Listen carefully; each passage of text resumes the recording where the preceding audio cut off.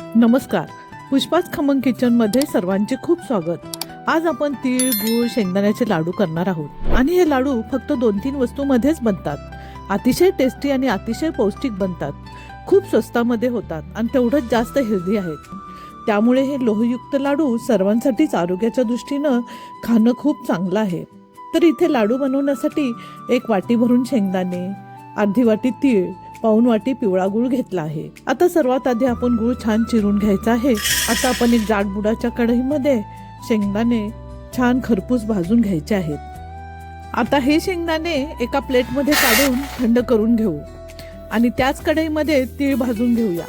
भाजलेल्या तिळामुळे लाडूला खमंग स्वाद येतो. आता मिक्सरच्या भांड्यामध्ये थंड झालेले शेंगदाणे, तीळ, गूळ, वेलदोडे, जायफळ टाकून घ्यायचं.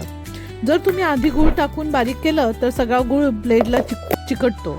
अशा पद्धतीने गूळ टाकून चालू बंद करून जाडसर भरड करून घ्यायचे आहे. जास्त बारीक वाटायचे नाही. आता 2 चमचे तूप टाकून घेऊ आणि मिक्सरला फिरवून घेऊ. तुपामुळे लाडूला मऊपणा आणि चिकटपणा येतो आणि लाडू बांधायलाही सोपं जातं.